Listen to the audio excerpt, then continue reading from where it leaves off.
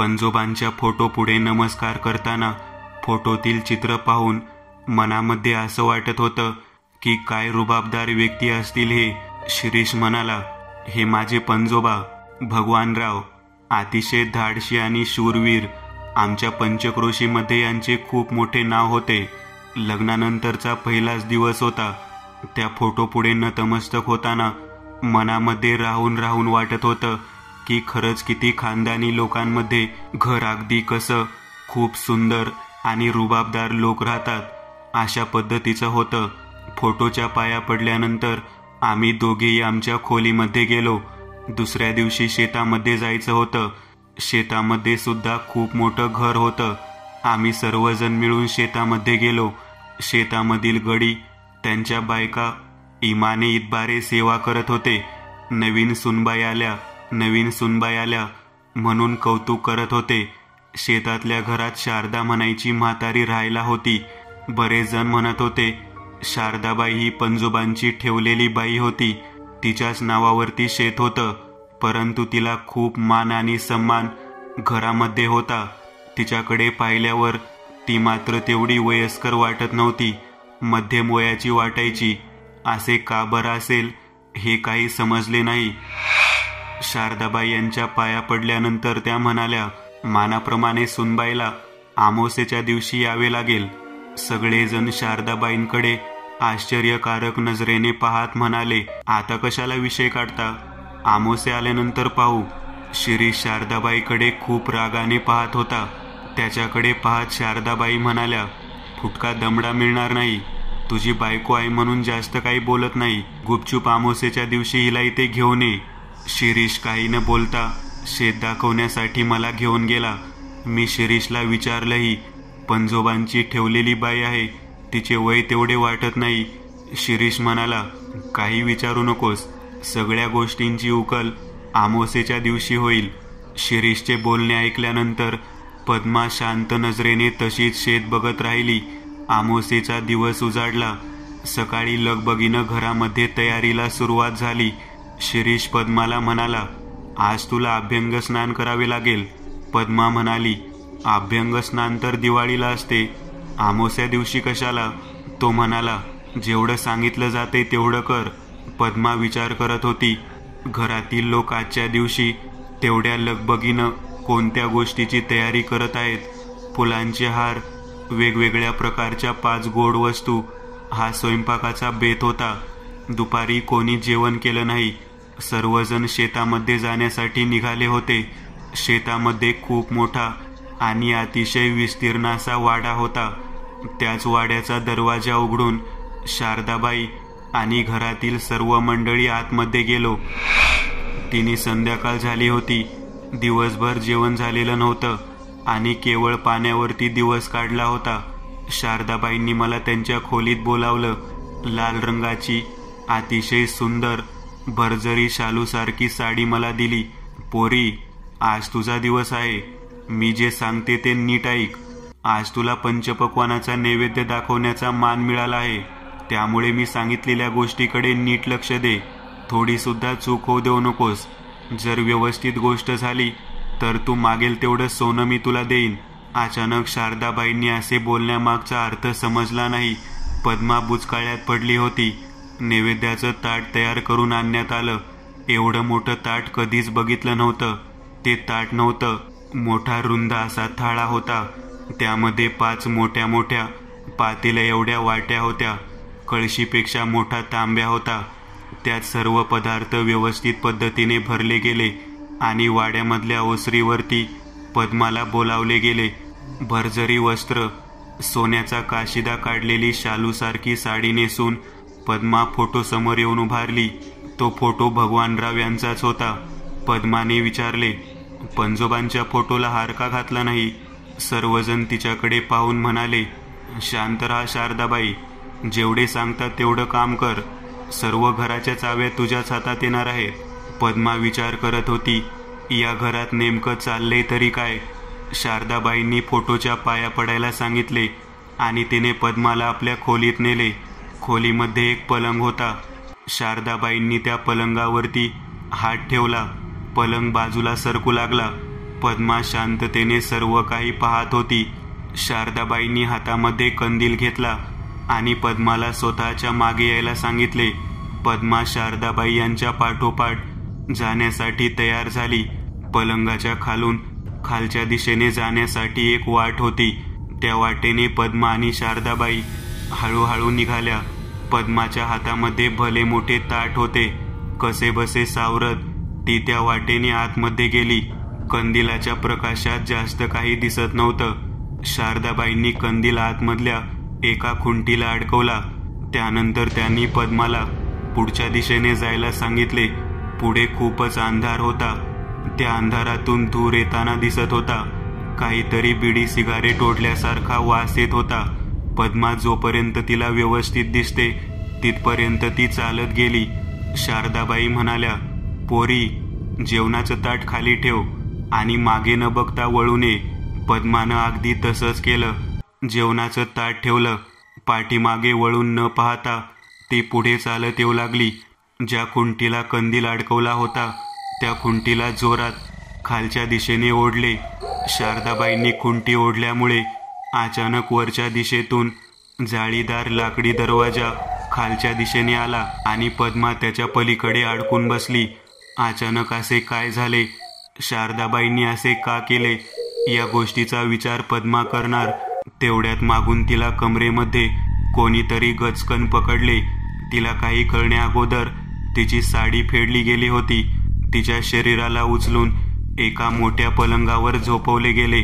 तिने काही बोलण्याच्या अगोदरच तिच्यावरती शारीरिक अतिप्रसंग करायला सुरुवात झालेली होती. पद्मा मोठ्याने ओरडत होती, किंचाळत होती, परंतु जो व्यक्ती होता तो तिला काही करून सोडत नव्हता. तिच्या शरीराचा संपूर्ण ताबा त्याने घेतला होता आणि त्याने तिला बेशुद्ध पडोस्तवर उपभोगले होते. हे अचानक तिच्या नशिबात का आले हे सुद्धा तिला समजले नाही. खूप वेळ निघून गेला. पद्माला जाणवू लागले की आपल्याला कोणीतरी उचलून घेऊन निघालेले आहे. समोर शारदाबाई हातात कंदील घेऊन वाट दाखवत होत्या. परत पद्मा त्यांच्या खोलीमध्ये असलेल्या पलंगावर झोपलेली होती. तिच्या अंगावर पिवळ्या रंगाचे वस्त्र टाकण्यात आले. तिला पाणी पिण्यासाठी आणलेले होते. पद्मा खूप दमलेली होती. शरीराचा सर्व भाग दुखत होता. बिचारी रडू लागली. तिच्या रडण्याचा आवाज आल्यानंतर सर्वजण इतके खुश झाले की सर्वांनी पद्माच्या कडेने उभा राहून टाळ्या वाजवल्या. त्यामध्ये घरातील बरीच मंडळी होती. पद्माला समजत नव्हतं की या घरात माणसं राहतात का हैवान राहतात. तिच्यावर झालेला अतिप्रसंग आणि त्यातून ती कशीबशी सावरत असताना तिचा आवाज ऐकून टाळ्या वाजवणारे घरातील सदस्य शारदाबाईने पद्माला पोटभर पाणी पाजले. तिला कसेबसे जागेवरती बसवले. शारदाबाई पद्माचे पाय दाबत होती. पद्मा नाईलाजाने शारदा बहिणीच्या मागे पुन्हा त्या वाटेने आतमध्ये गेली. शारदाबाईंनी तिला तिथेच उभा राहायला सांगितले. तेवढ्या समोरच्या दिशेने जेवणाचे दिलेले ताट कोणीतरी जोरात सरकवले आणि पद्माच्या पायाजवळ येऊन ते थांबले. ते ताट पाहिल्यानंतर पद्मा आश्चर्यचकित झाली. ते ताट सोन्याचे होते आणि त्या ताटामध्ये हिरे, माणिक, मोती, सोन्याची नाणे हे सर्व गच्च भरलेले होते. शारदाबाईंनी ते ताट पद्माला उचलायला लावले. कसेबसे स्वतःला सावरत तिने ते ताट उचलले आणि शारदाबाईंच्या हातात दिले. आलेल्या वाटेने त्या दोघीही वरती आल्या. शिरीषही सर्व गोष्ट पाहून खूपच खुश झाला होता. नशीबवान आहेस, नशीबवान, शारदाबाई म्हणू लागली. असे काय घडले होते म्हणून शारदाबाई तिला नशीबवान म्हणत होती हे तिला समजलेच नाही. सर्वजणांनी मिळून मिळालेले सोने, नाणे, पैसा, अडका सगळं समान पद्धतीने वाटून घेतलं. पद्माला तिच्या गुडघ्यापर्यंत येईल एवढा मोठा सोन्याचा हार दिला गेला. तिच्या दोन्ही हातांमध्ये बसतील एवढे मोती आणि हिरे देण्यात आले. पद्मा जखमी अवस्थेत असताना सुद्धा तिच्या बरोबर घरातील सर्व लोक हा प्रकार करत आहेत हे पाहून तिला खूप वाईट वाटले. ती सर्वांना ओरडून म्हणाली, हे काय चालले आहे मला समजेल का? शिरीष, तू माझा नवरा आहेस. 8 दिवसांपूर्वी आपलं लग्न झालं आहे आणि तू या ठिकाणी अशा वाईट प्रकारच्या गोष्टींमध्ये मला ढकलून देत आहेस आणि पैसे सोने नाणे मिळाले म्हणून टाळ्या वाजवत आहेस? इज्जत आबरू या गोष्टीला काही किंमत आहे का नाही? पद्माचे बोलणे ऐकल्यानंतर सर्वांनी तिला शांत बसायला सांगितले आणि घटना सांगायला सुरुवात केली. शारदाबाई म्हणाल्या, पोरी, या वाड्यामध्ये जी नवीन सून येईल तिला या पद्धतीचा मान आहे. जो फोटो दिसतो तो व्यक्ती आहे ना, तो भगवानराव. त्याला तळपाण्याची सिद्धी प्राप्त आहे. हा त्याच्या सिद्धीसाठी या शेतातल्या घरातल्या तळघरामध्ये कित्येक वर्ष झाले बसलेला आहे. मी त्याची दुसरी बायको. हवी तर रखेल म्हण मला. तळपाण्याची सिद्धीसाठी लागणारा जो पलंग आहे तो हा पलंग. यावरती केवळ मलाच बसायचा मान आहे. तुझं लग्न झालं आणि अमावस्येच्या दिवशी तुला या प्रकाराला सामोरे जावे लागले. सर्वांनी टाळ्या वाजवल्या. तुझी आबरू लुटली गेली. याहीपेक्षा तू जिवंत आहेस म्हणून सर्वांनी टाळ्या वाजवल्या. आतमध्ये त्या तळघरात भगवानराव जिवंत आहे. तो केवळ अमावस्येच्या दिवशी जेवण करतो आणि आपली शरीराची भूक भागवतो. त्याच्या मनाप्रमाणे जर भूक भागली तर तो जेवढे ताट दिले आहे, जेवढ्या मोठ्या वाट्या दिलेल्या आहेत, तेवढ्या गच्च भरून सोनं नाणं, हिरे, माणिक मोती परत देतो. जी बाई त्याला नैवेद्य दाखवून खुश करते त्या बाईला तो सुद्धा नैवेद्य भेट म्हणून देतो. किती नशीबवान बाई तू आहेस. दर अमावस्येला असा प्रकार केला जातो, परंतु केवळ वर्षातून एकदाच सोन्याच्या ताटातला नैवेद्य भगवानराव पाठवतात. पद्मा ऐकून म्हणाली, भगवानराव तर पंजोबा आहेत. ते किती वयस्कर असतील? तेव्हा शारदाबाई म्हणाली, माझे वय 120 वर्ष आहे, परंतु मी दिसते का? अजिबात नाही. भगवानराव माझ्यापेक्षा 15 वर्षांनी मोठे आहेत. ते सुद्धा अगदी रुबाबदार आणि तडफदार व्यक्तीप्रमाणे आहेत. त्यांना तळपाण्याची सिद्धी प्राप्त आहे. जेव्हा सिद्धी प्राप्त झाली तेव्हा मी केवळ 35 वर्षाची होते. भगवानराव 50 वर्षाचे होते. तेव्हापासून आम्ही दोघे याच वयाचे शरीर घेऊन जगत आहोत. या वाड्यातल्या कित्येक सुना आल्या, नैवेद्य देण्यासाठी गेल्या. माझ्यानंतर केवळ तू अशी व्यक्ती आहेस जिला हे सोन्याचे ताट दुसऱ्यांदा मिळालेले आहे.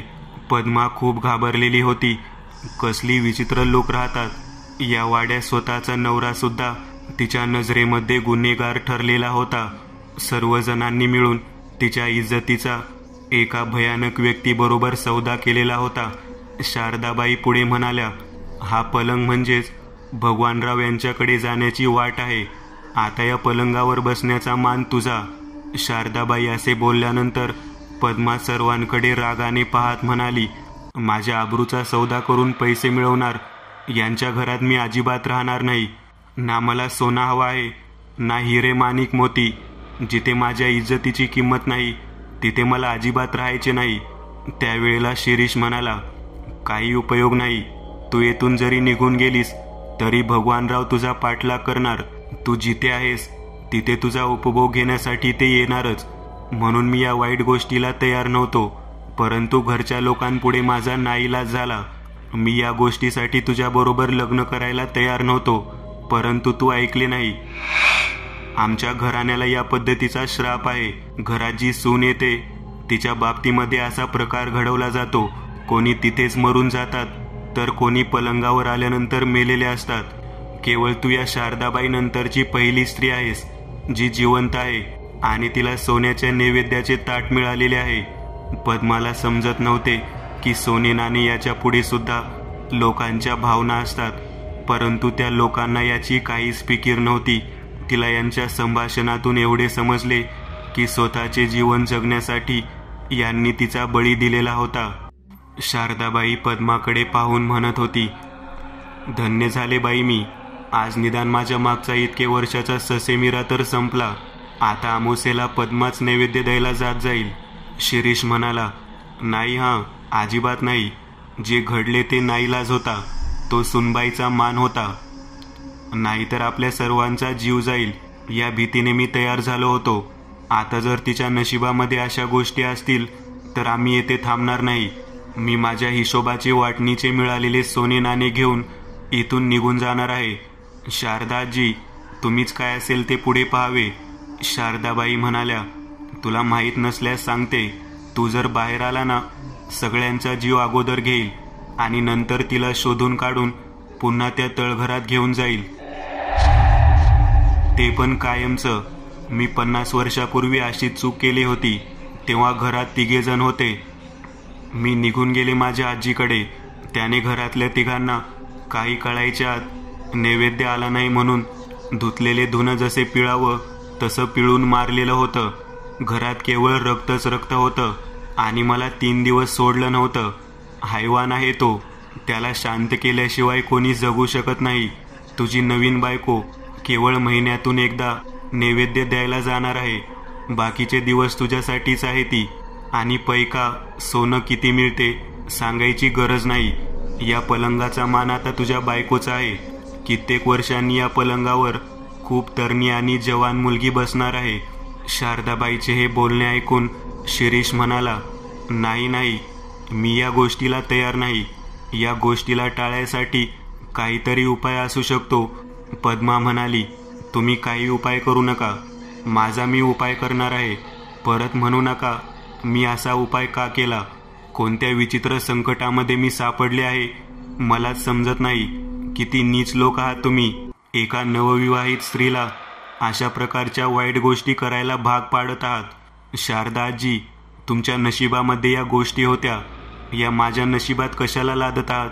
तुमच्या घरातील लोकांचा सगळ्यांचा जीव गेला तरी मला त्याची काही सोयरसुतक नाही. आणि तो बाहेर येऊन मारतो, जीव घेतो आणि पुन्हा ओढून नेतो. तो नेतोच कसा आहे मला पाहायचे आहे. शारदाबाई म्हणाल्या, उगाच विषाची परीक्षा घेऊ नकोस. तुला याची फार मोठी किंमत चुकवावी लागेल. जे चालू आहे ते व्यवस्थित चालू ठेव. पद्माईच्या निर्णयाला त्याने सुद्धा संमती दर्शवली. तो म्हणाला, मी नैवेद्य द्यायला जातो, परंतु माझ्या बायकोला मी सोडणार नाही. शारदाबाई म्हणाल्या, पुढच्या अमावास्याला काय करायचे करा. अजून बरेच दिवस अवकाश आहे. परंतु जर तुम्ही असे केले तर या खोलीत राहणाऱ्या, या घरात राहणारा प्रत्येकाचा जीव जाणार हे नक्की. पद्मा आणि शिरीष दोघेही शेतातल्या घरातून आपल्या गावातील घराकडे आले. घरातील बाकी मंडळी पद्माच्या या पवित्र्याने चिंतित झालेली होती. आता पुढे काय करायचे याची सर्वांना चिंता लागून होती. कारण जर पलंगावर अमावास्येच्या रात्री ती गेली नाही, नैवेद्य जर तिने नेला नाही, तर घरातील प्रत्येक व्यक्तीला स्वतःच्या जगण्याबद्दल भीती वाटत होती. आता पद्मा आणि शिरीष दोघेही एकमेकाला आधार देत मनाची तयारी करत होते की या गोष्टीला आपण काहीही करून टाळायचे. पद्मा ही आपल्या मामाकडे जाणार आहे असे सांगून घरातून निघून गेली. शिरीष हा सुद्धा तिच्या बरोबर तिला सोडायचे म्हणून घरातून निघालेला होता.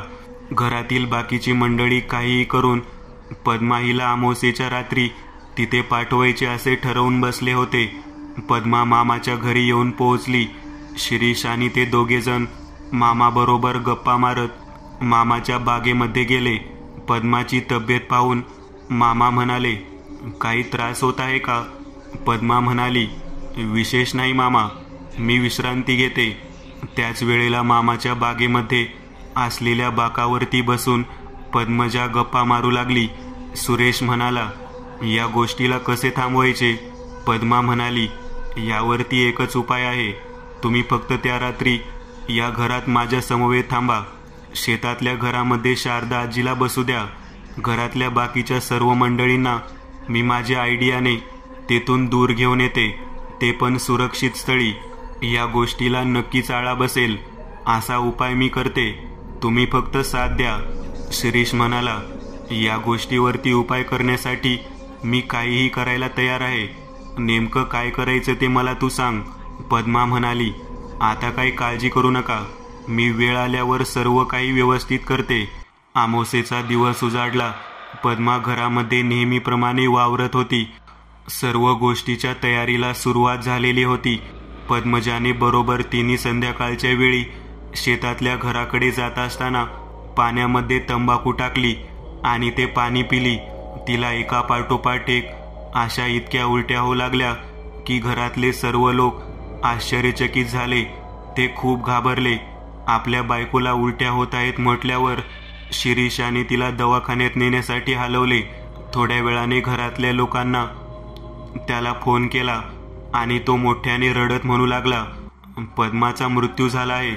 तुम्ही लवकरात लवकर तिच्या मामाच्या घरी या. आता मात्र घरातले सर्वजण खूप घाबरले, कारण पद्माचा मृत्यू अमावास्येच्या दिवशी अचानक कसा काय झाला हे त्यांना कळत नव्हते. सर्वजण पद्माच्या मामाच्या घराकडे निघून आले. शेतामधल्या घरात फक्त शारदाबाई एकटीच राहिली होती.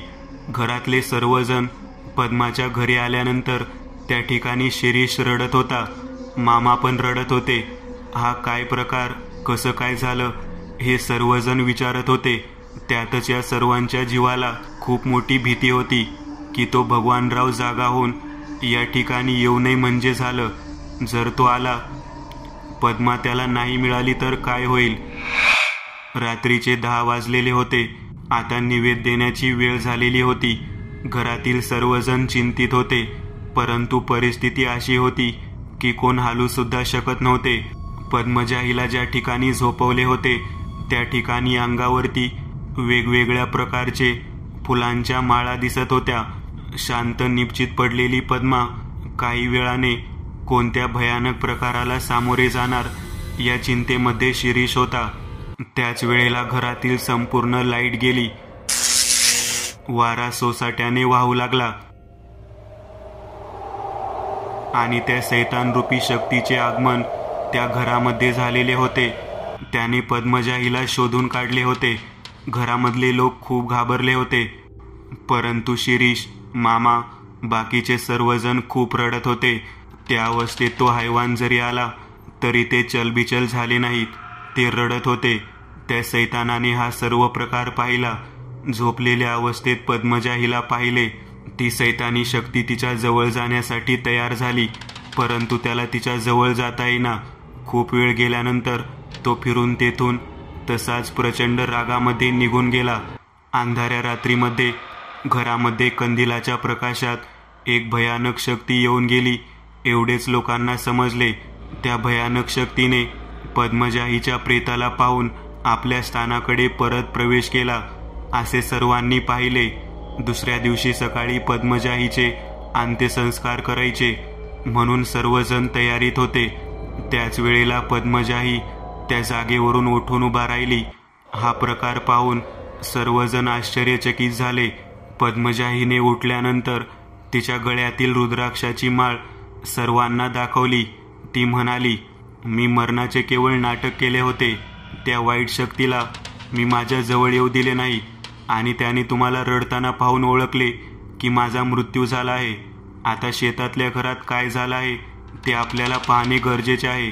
घरातील व्यक्ती पद्मजाच्या हुशारीपणाची दाद देत होते, परंतु शेतामध्ये असलेल्या शारदाबाई यांचे काय झाले ते पाहण्यासाठी सर्वजण शेताकडे गेले. शेतातल्या शारदाबाईच्या खोलीमध्ये शारदाबाई मृतावस्थेत सापडली. घरातील सर्वजण खूप आश्चर्यचकित होते.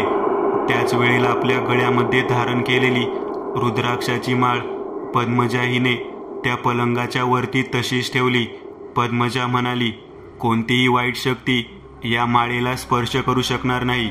काही झाले तरी या पलंगाच्या वाटेवरून या माळेला हलवायचे नाही. आजपर्यंत आपल्याला मिळालेलं सोनं नाणं यावरती आपण आपले आयुष्य आनंदात जगू शकतो. घरातील सर्वांना वाचवण्यासाठी मी या पद्धतीचे नाटक केले होते. माझ्या मामाकडे आमच्या पूर्वजांची जतन करून ठेवलेली पवित्र अशी रुद्राक्षाची माळ होती. त्यामुळेच या जोरावरतीच आज मी या संकटातून मुक्त झाले. तो शैतानी आत्मा आल्यानंतर माझ्या जवळ येऊ शकला नाही. त्याने दुरूनच ओळखले की माझा मृत्यू झाला आहे. ज्या बाईमुळे या घराला वाईट श्रापाला सामोरे जावे लागत होते तो आता संपुष्टात आलेला आहे. शारदाबाई हिचा सुद्धा मृत्यू झालेला आहे आणि भगवानराव आता या पलंगाच्या खालील वाटेतून बाहेर सुद्धा येऊ शकणार नाहीत. सर्वजण पद्मजाच्या बुद्धीची दाद देत होते. मित्रांनो, आज पुरतं एवढंच. तुम्हाला जर काही गोष्ट आवडली असेल तर नक्की लाईक करा. तुमच्यापैकी बरेचसे जण व्हिडिओ लाईक न करताच पळून जातात, पण हा जर व्हिडिओ तुम्ही लाईक केला तर मला जरा बरं वाटेल आणि असेच भारी भारी व्हिडिओ बनवायची माझ्यात एनर्जी येईल. त्यामुळे नक्की लाईक करा आणि अजूनही कोणी या चॅनलला सबस्क्राईब केलेलं नसाल तर लगेच सबस्क्राईब करून टाका आणि बाजूची घंटी ती मात्र दाबायला विसरू नका. देवाची घंटी आहे ती. चला तर मग पुन्हा भेटूया अशीच एक आगळी वेगळी गोष्ट घेऊन पुढच्या